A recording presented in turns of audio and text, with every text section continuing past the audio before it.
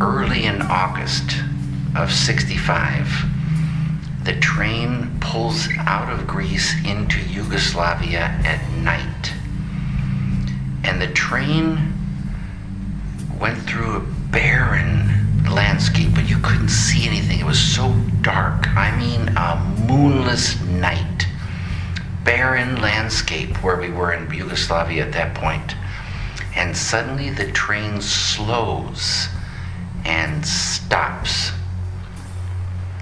And somehow the message went out that we could disembark, go off the train, because there was an opportunity to buy some drinks.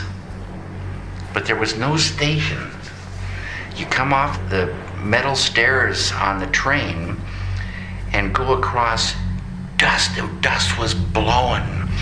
Dust was filling the air. And it was somehow warmly lit from the interior lights of the train were spilling out into this barren, dust-filled landscape. And there, through the dust, we saw a little stand, canvas and wood, some small lamps around it. And as we got closer, we saw bottles, yellow bottles, green bottles. The bottles were clear, but the fluid inside was green or yellow or red or violet. And it was sugar water. It wasn't, chilled. It was just absolutely the temperature of the outdoors.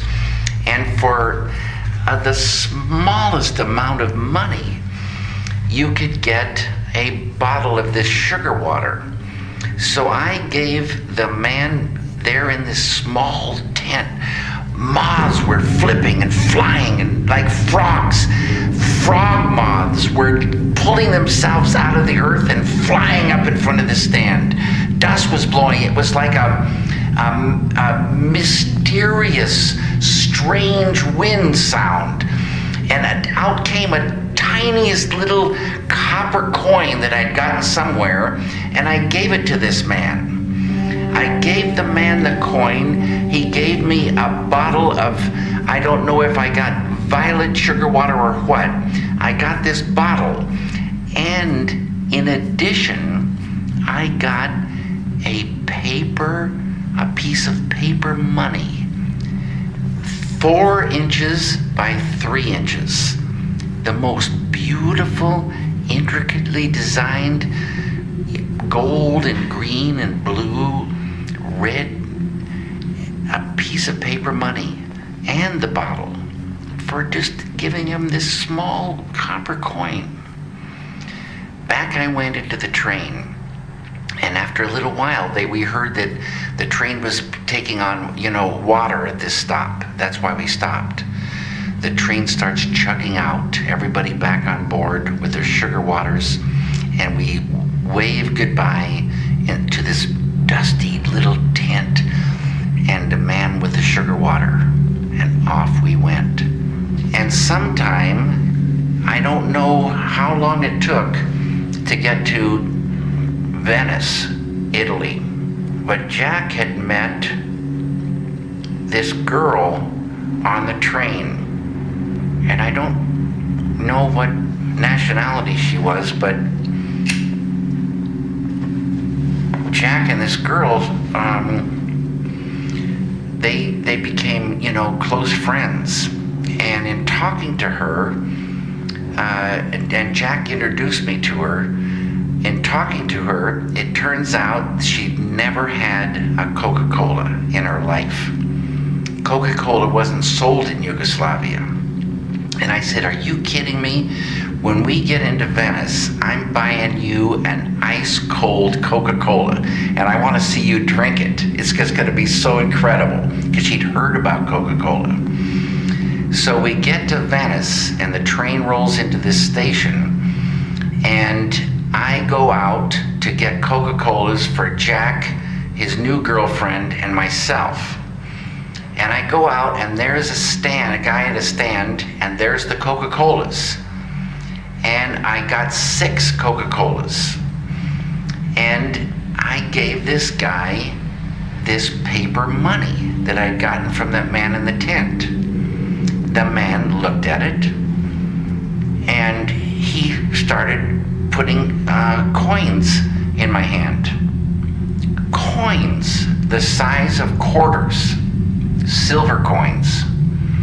And I'm looking down, and I'm thinking, what a miracle this is. And he's filling my hand with more coins and more coins, to the point where I had to join the first hand with the second hand. And he kept filling my hands, and the second I looked up at him, he stopped. And I had trouble getting these coins into my pockets. So many silver coins. But I got them into my pockets. I got the bottles, and I went into the train. And I went and found Jack and his girlfriend. I got one nice and cold, handed it to her, and she took a huge drink, and it all shot out her nose. But she loved that Coca Cola. After she got used to the carbonation, absolutely loved, the Coca Cola. What time is it? 7:50. Okay. At 7:52, will you let me know? Yes, sir.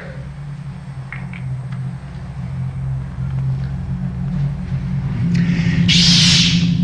That's the sound Imora made coming out of her nose.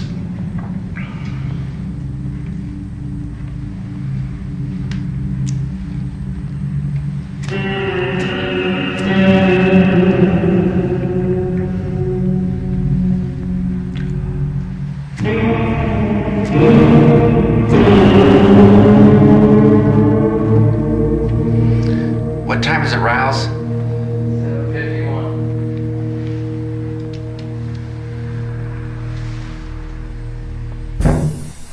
Alfredo built all these windows by hand. All this metal. 7:52. Okay, now we're going in, and we're